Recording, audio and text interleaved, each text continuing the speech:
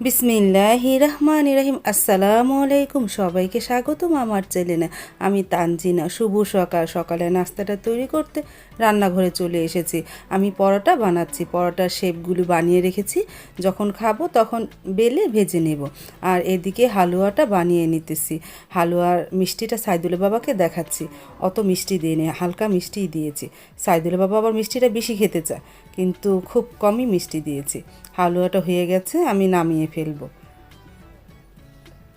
আর এদিকে পরোটা ভেজে দিতেছে সাইদুলের বাবা।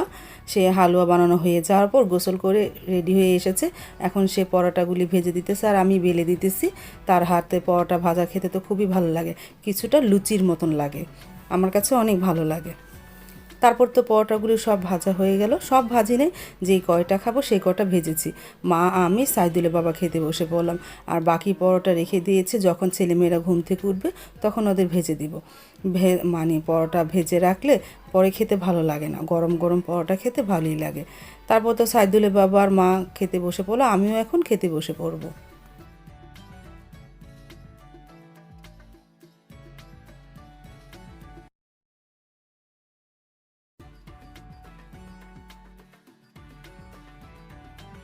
এখন চা খেয়ে নিতেছি। সকালে নাস্তা খাওয়া হয়ে গেছে, মা আর আমি চা খেয়ে নিলাম। সাইদুলের বাবা খায়নি, বলতেছে আমি তাড়াতাড়ি দোকানে যাওয়া লাগবে, সে চলে গেল। তারপর মা আর আমি খেয়ে নিলাম। তারপর তো ঘরে আসলাম। ঘরে এসে শীতের পোশাকগুলো নামালাম আর গরমের পোশাকগুলো তুলে রাখলাম। সব কিছু ভাঁজ করে নিতেছি। ভাবিও আমার সাথে সাহায্য করতেছে। আর এদিকে সাইদুল পরোটা দিয়ে আলু ভাজি খাচ্ছে। ও ছোটো ছোটো করে আলু কেটে নিয়েছে, সেটাকে একটু হালকা গরুর গোস্ত দিয়ে ভেজে নিতেছে। আমি গরুর গোস্ত বের করে রেখেছিলাম দুপুরে রান্নার জন্য, সেখান থেকে গোস্ত নিয়ে হালকাভাবে ভেজে, আলু আর গোস্ত ভেজে পরোটা দিয়ে খাচ্ছে। আর এদিকে সারামণি ঘুম থেকে উঠে, ওর তো সকালের নাস্তা টোস্ট বিস্কুট আর চা। মিরান এসেছে, মিরানকে বললাম তুমি চা খাবা? মিরান বললেন না কাকি, ও নাস্তা করেছে, ও চা খাবে না। তারপর আমি রান্নাঘরে চলে আসলাম। গরুর গোস্ত ভিজিয়ে রেখেছি, নলা মাছ কেটে লবণ দিয়ে রেখেছি। ফুলকপি দিয়ে, সিম দিয়ে, আলু দিয়ে রান্না করব। আর চাল কোমর ভাজি করব, চাল কোমরটা। তারপরে তো এখন সব কাজগুলো করে নিব। সবজিগুলি প্রথমেই কেটে নিই। ভাতটা বসিয়ে দিয়েছি আর গরুর গোস্তটা বসিয়ে দিলাম প্রথমে, এই যে। তারপরে আমি ফুলকপি, সিম, আলু কেটে নিব। তারপরে চাল কোমরটা কুচি কুচি করে কেটে নিব ভাজির জন্য। প্রথমে ফুলকপিটা কেটে নিতেছি। আমি যাই কাটি সব দাঁড়িয়ে কাটি, আমি বসে কোনো কাজ তেমন একটা করতে পারি না, আমি দাঁড়িয়ে সব কাজ করি।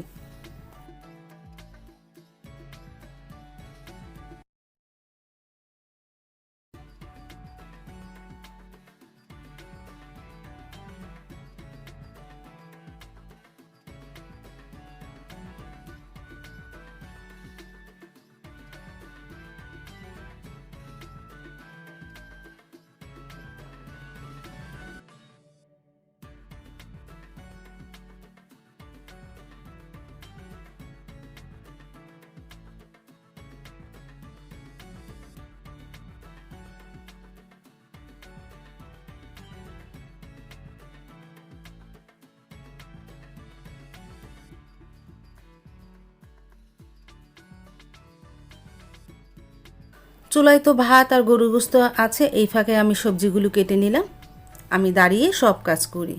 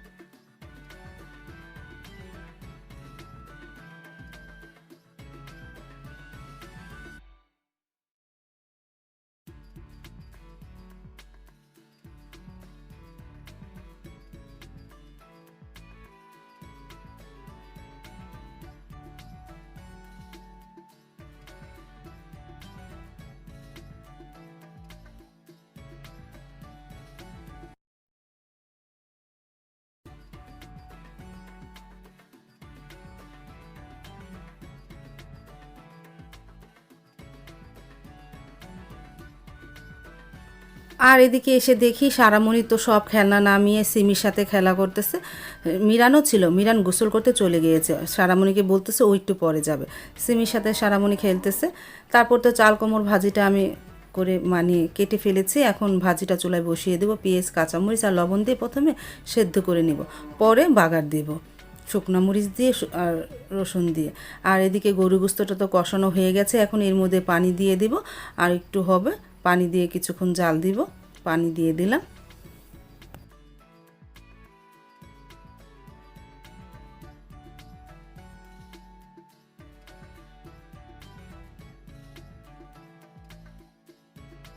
রান্না করে ফেলাম চাল কুমড়োর ভাজিটা।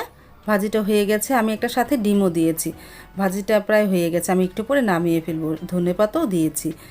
আর পাশের চুলায় ফুলকপি দিয়ে নলা মাছ রান্না করব সিম দিয়ে। আমি পেঁয়াজটা বাদামি কালার করে নিয়েছি, মানে একটু ভেজে নিয়েছি। তারপর আদা রসুন দিয়ে দিলাম, পানিও দিয়েছি।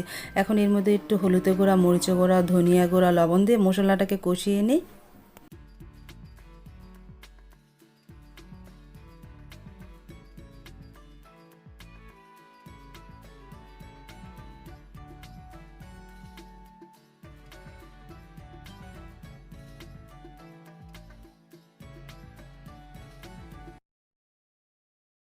মশলাটা তো কষানো হয়ে গেছে, এখন এর মধ্যে প্রথমে মাছগুলি দিয়ে দিলাম। মাছটা আমি ভালোভাবে ধুয়ে নিয়েছি।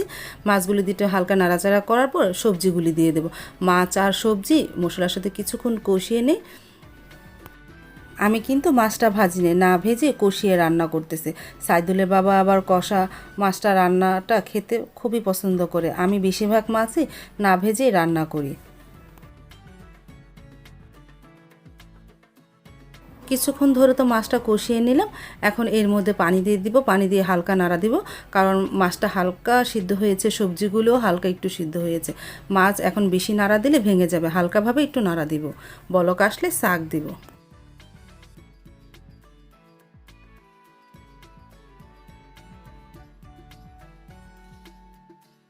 তরকারিটা তো বলক এসে গেছে, এখন একটু শাক দিয়ে দিলাম। আমরা বিক্রমপুরেরা এই শাকটা খেয়ে থাকি।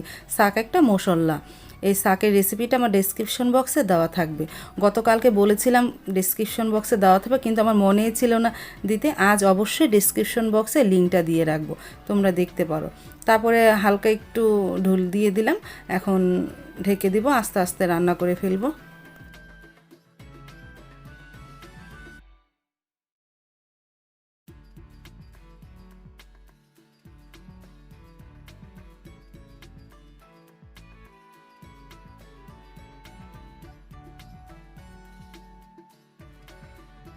আরেকটা জিনিস দিয়ে দিলাম, ধনেপাতাটাও দিয়ে দিলাম।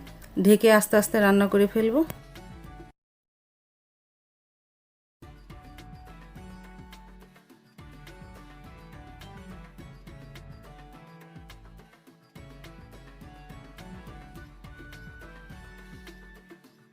হয়ে তো গেল আমার ফুলকপি সিম আলু দিয়ে নলা মাছের ঝোল। আমি নামিয়ে রেখেছি।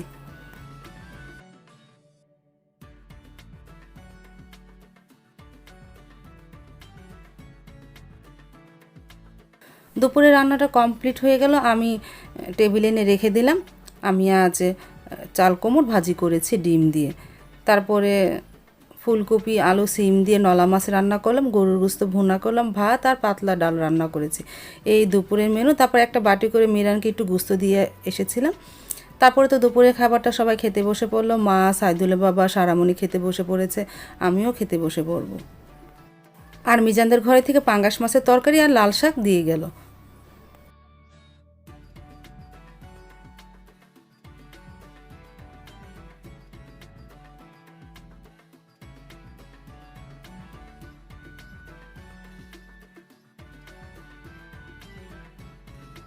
সন্ধ্যার দিকে দুই মেয়েকে নিয়ে একটু বালাসুর যাচ্ছে। বড় মেয়ে বলতেছে ও ফুচকা খাবে। আমি বললাম সন্ধ্যার পর আর যাবো না, আরেকদিন খেয়েও না, ও আজকেই যাবে ফুচকা খেতে। তারপরে সাইদুলের বাবার দোকানে চলে আসলাম। আসার পর কিছুক্ষণ দাঁড়িয়ে চলে গেলাম ফুচকার দোকানে ফুচকা খাওয়ার জন্য। ও মাঝে মাঝে মর্জি করে ফুচকা খাবে।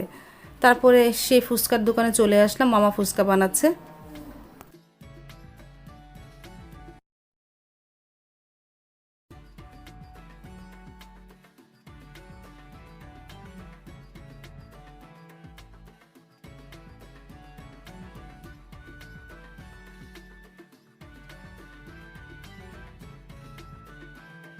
ফুচকা বানিয়ে দিয়েও দিয়েছে। এখন আমরা খেয়ে নিব, আমি আর সাবা। সারামণি তো খায় না, সারামণি দোকানে রয়ে গেছে।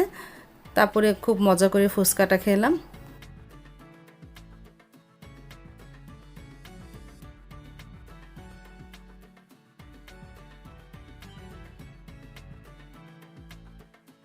আমরা তো ফুচকার দোকানে আসলে শুধু ফুচকা খাই না, চটপটিও খাই।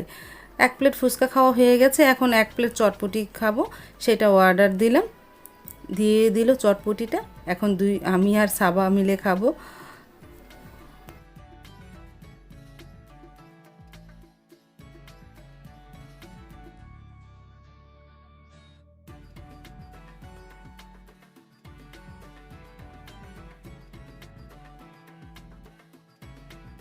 চলে আসলাম সাইদুলের বাবার দোকানে। আসার পরে একটু দাঁড়িয়ে তারপরে আইসক্রিম কিনলাম, আইসক্রিম খাচ্ছি কারণ একটু ঝাল লেগেছে। চটপটিটা খেয়েছি সবার শেষে না, তখন একটু ঝাল লেগেছে, বোম্বাই মরিচ দিয়েছে। তারপরে সাইদুলের বাবার দোকানে এসে আইসক্রিম খেলাম। বাসায় তো চলে আসলাম, চলে আসার পর একটু রেস্ট নেওয়ার পর রান্নাঘরে চলে আসলাম। মার জন্য রুটি বানাবো। আর এদিকে নদী পাড়ে যে দাদি আমাদের শাক দিয়ে যায়, সেই দাদের বাড়িতে আজ সিন্নি হচ্ছে। তারপরে সেই সিন্নি দাদি দিয়ে গেছে। এখন একটা বাটিতে বেড়ে মিজানদের ঘরে দিয়ে আসবো। অনেকগুলি সিন্নি দিয়েছে, গরম ধোয়া উঠতেছে দেখছো, চিনিটা মজাই হয়েছে। তারপরে একটা বাটিতে বেড়ে নিলাম, মিজানদের ঘরে দিয়ে আসতে যাচ্ছি। এই যে, আজ তাহলে এই পর্যন্ত, দেখা হবে আগামীকাল নতুন আরেকটা ব্লগ নিয়ে। আল্লাহ হাফেজ, আসসালামু আলাইকুম।